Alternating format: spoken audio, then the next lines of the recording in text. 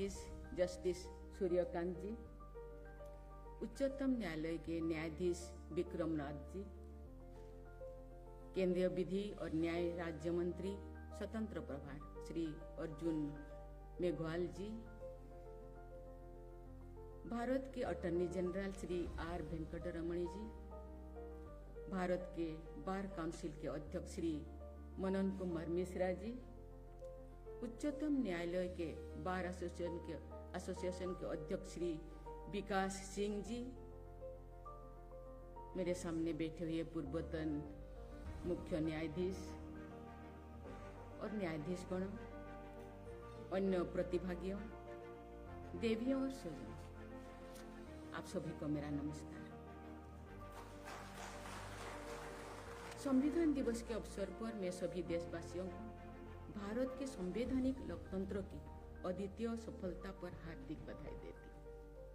आज के दिन मैं उन संविधान निर्माताओं को सादर नमन करती हूँ जिन्होंने विश्व इतिहास के सबसे विशाल लोकतंत्र के सबसे बड़े लिखित संविधान को स्वरूप दिया। कार्यपालिका, विधायिका एवं न्यायपालिका ने संविधान के आदर्शों का पालन और मर्यादाओं का निर्वहन किया है। इसके लिए मैं इन तीनों स्तंभों से जुड़े लोगों को सराहना करती हूँ। संविधान निर्माण में बाबा साहेब भीमराव अंबेडकर के अतुलनीय सहयोग के प्रति सम्मान प्रकट करने के उद्देश्य से वर्ष 2015 में उनकी 125वीं जयंती के वर्ष में 26 नवंबर को प्रतिवर्ष संविधान दिवस के रूप में मनाने का निर्णय लिया गया है। बाबा साहेब आम्बेडकर ने केवल वंचित वर्गों के उत्थान के लिए नहीं, बल्कि राष्ट्र के समग्र स्वरूप और विकास को ध्यान में रखकर कार्य किया। संविधान सभा में उनके गंभीर वक्तव्यों से उनका बहुआयामी योगदान स्पष्ट होता है। बाबा साहेब की तरह ही संविधान सभा की सदस्य श्रीमती दाक्षायणी वेलायुधन समाज के उस वर्ग से आती थी जिसे तब दलित वर्ग यानी डिप्रेस्ड क्लासेस कहा जाता था। उन्होंने भी वंचित वर्गों तथा महिलाओं के लिए आवाज उठाने के साथ साथ पूरे समाज और देश के नवनिर्माण की दृष्टि से कार्य किया। संविधान सभा में अपने एक संबोधन के दौरान उन्होंने कहा था, संविधान सभा केवल संविधान ही नहीं बनाती है, बल्कि लोगों को जीवन की नई रूपरेखा भी प्रदान करती है। इससे स्पष्ट होता है कि संविधान सभा के सुभिक्षु महिला और पुरुष सदस्यों अपनी जिम्मेदारी और भूमिका को बहुत व्यापक परिदृश्य में देख रहे हैं। उनकी व्यापक दूरदृष्टि का लाभ हम सबको मिल रहा है तथा भारत की भावी पीढ़ियों भी लाभान्वित होते रहेंगे। हमारा संविधान हमारी जीवंत लोकतांत्रिक व्यवस्था का गतिशील आधार ग्रंथ है। संविधान निर्माताओं ने संविधान का संशोधन करने की संसद की शक्ति और उसके लिए समुचित प्रक्रिया का प्रावधान भी किया था। इस संविधान के आधार पर बदलते संदर्भों में सामाजिक, आर्थिक और राजनीतिक न्याय के आदर्शों को परिभाषित किया जाता रहा है। अब तो के 106 संविधान संशोधन में नवीनतम संशोधन के द्वारा नारी शक्ति बंधन अधिनियम जैसा सामाजिक और राजनीतिक न्याय की दिशा में ऐतिहासिक कदम उठाया गया है। ये अधिनियम संविधान सभा की उन 15 महिला सदस्यों के प्रति सच्ची श्रद्धांजलि भी है जिन्होंने हमारी संसदीय प्रणाली में महिला सशक्तिकरण का सूत्रपात किया था। लेकिन आज भी हम लोगों का कदम पीछे है। हम लोगों को आगे बढ़ना होगा। आज बहुत सारे वक्ता ने महिलाओं के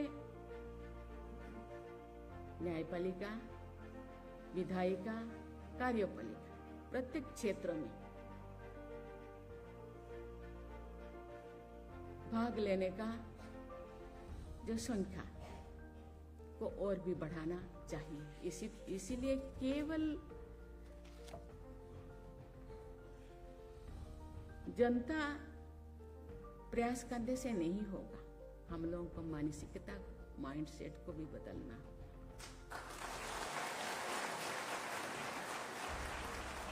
संविधान सभा से लेकर आज की संसद तक महिलाओं, अनुसूचित जातियों एवं जनजातियों तथा अन्य पिछड़े एवं वंचित वर्गों के प्रतिनिधि सामाजिक न्याय के आदर्श की दिशा में देश को आगे बढ़ाते रहे। अनुसूचित और जनजाति क्षेत्र से जुड़े अध्याय हमारे संविधान की समावेशी और परिवर्तनकारी क्षमता के उल्लेखनीय उदाहरण है।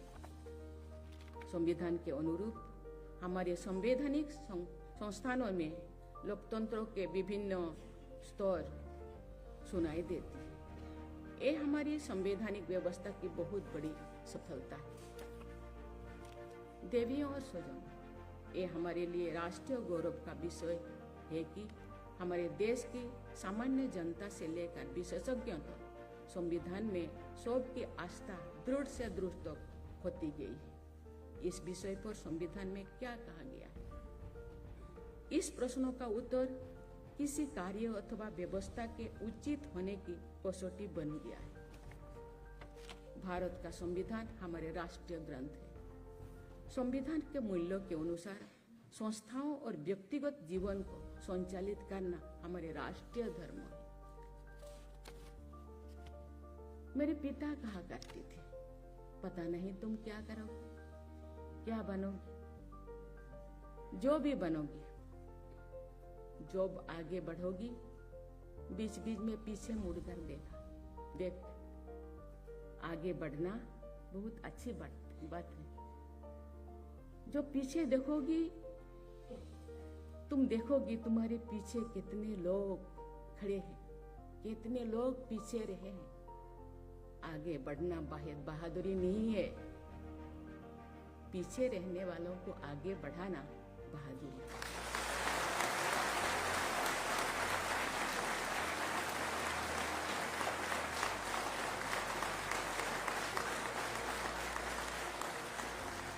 भारत के उच्चतम न्यायालय का आदर्श वाक्य है, जो तो धर्मस्ततो जय, अर्थात जहाँ धर्म है वहीं विजय है। इस आदर्श वाक्य का हमारे महान लोकतंत्र के संदर्भ में भावार्थ है, जहाँ संवैधानिक मूल्य है वही विजय है। संवैधानिक मूल्यों के निर्वहन करने को बाबा साहेब डॉक्टर भीमराव अंबेडकर ने कॉन्स्टिट्यूशनल मोरालिटी यानी संवैधानिक नैतिकता की संज्ञा दी थी।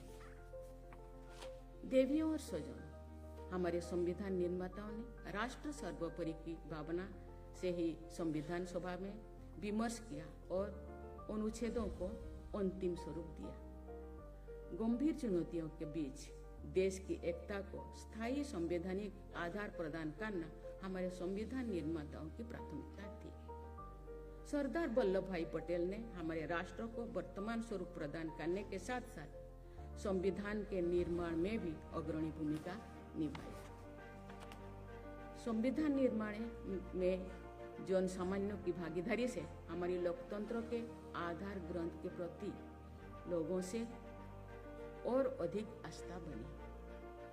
जैसे कि सभी जानते हैं, वर्ष 1949 में आज ही के दिन यानी 26 नवंबर को संविधान सभा के सदस्यों ने भारत के लोगों के प्रतिनिधि के रूप में हमारे संविधान को अपनाया और 24 साल के बाद हम संविधान दिवस के 100 साल मनाए। अभी शायद 76 ईयर हुआ। हमें पीछे मुड़कर देखें, हम कितने आगे बढ़े और कितने लोगों तक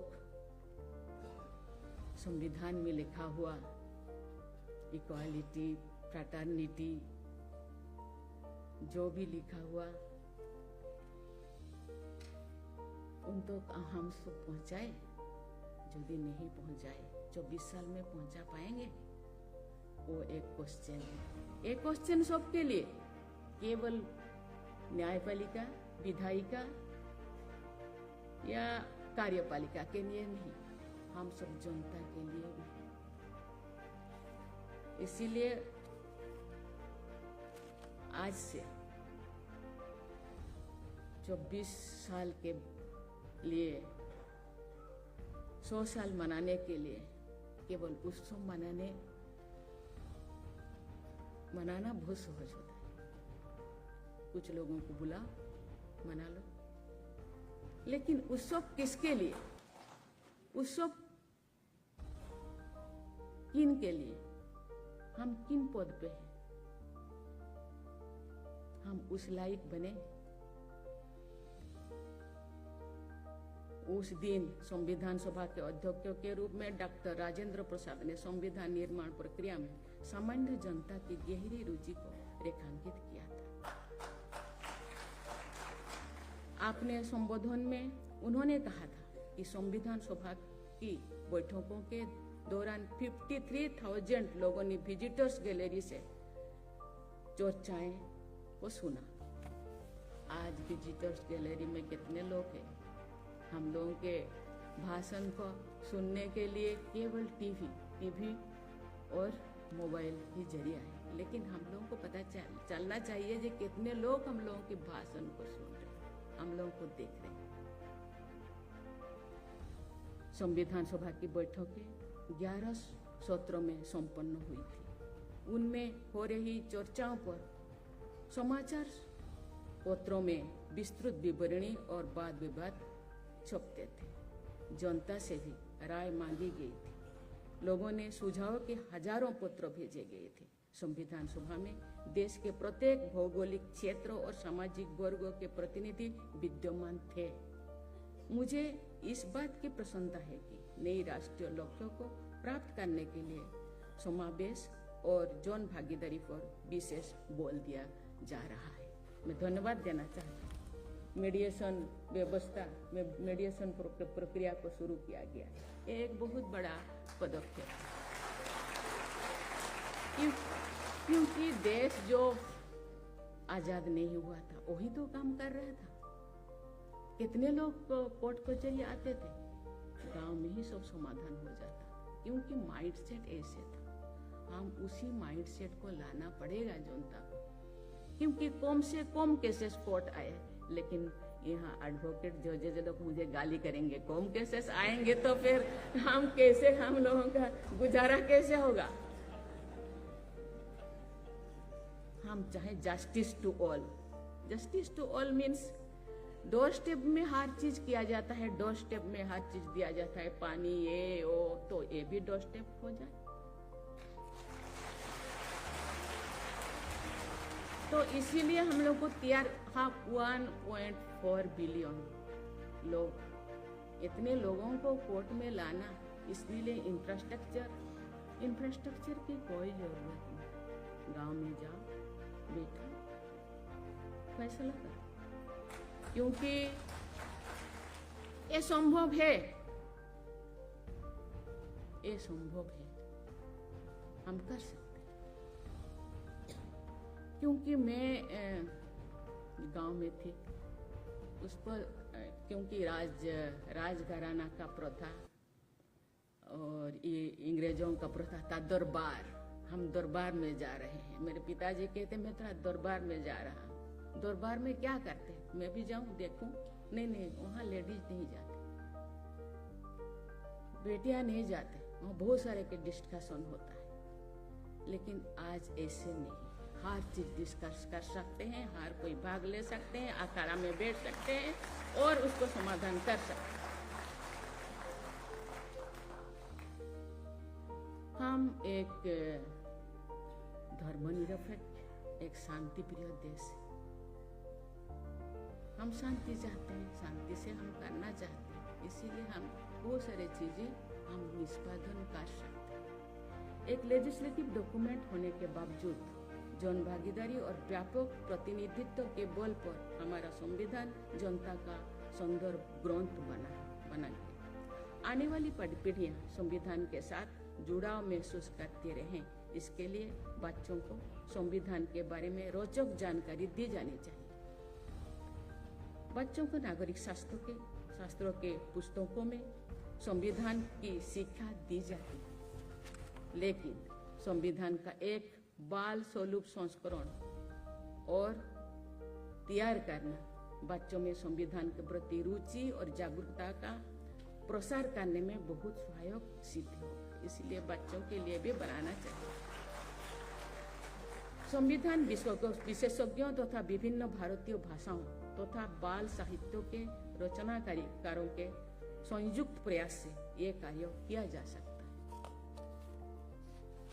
जिस अवस्था में बच्चों की जीवन दृष्टि का विकास हो रहा है, उसी अवस्था में संवैधानिक आदर्शों और कर्तव्यों को आत्मसात करने से एक अच्छे नागरिक का व्यक्तित्व निर्माण हो सकता है। देवियों और स्वजन, हमारे संविधान विश्व इतिहास के सबसे बड़े गणराज्यों का स्रोत है। ये विविधता में एकता का स्रोत है। ये विषमताओं की परिपृष्ठ में स्थापित की गई समता का स्रोत है। ये विश्व की सबसे बड़ी लोकतांत्रिक व्यवस्था में शांतिपूर्ण सामाजिक, आर्थिक, राजनैतिक क्रांति का स्रोत है। ये व्यक्ति की गरिमा और हमारी राष्ट्रीय एकता को सुनिश्चित करने का स्रोत है। ये हमारी बहुस्तरीय एवं बहुआयामी शासन व्यवस्था का स्रोत है। ये निरंतरता के साथ परिवर्तन का स्रोत है। मैं संविधान सभा के जो मेंबर्स थे उनको मैं धन्यवाद देना चाहती हूँ। अपना समय के हिसाब से आप उसको परिवर्तन कर सकते हैं, नया चीज ले सकते हैं, युग के हिसाब से, समय के हिसाब से, परिस्थिति के हिसाब से उसको बदल सकते हैं। समाज के अनुसार, संविधान के अनुसार राज्यों को ये सुनिश्चित करना है कि हमारी न्याय व्यवस्था सबको समान अवसर के आधार पर न्याय सुलभ कराए। इस दिशा में प्रयास किया जाए, लेकिन सभी हितधारकों को इस बात पर ध्यान देना होगा कि फ्री लीगल एड की सुविधा वंचित वर्गों के लोगों के लिए सुलभ हो तथा अधिक प्रभावी बने। देवियों और स्वजन, हमारे संविधान निर्माताओं ने गहन विमर्शों के बाद संसदीय प्रणाली को अपनाया।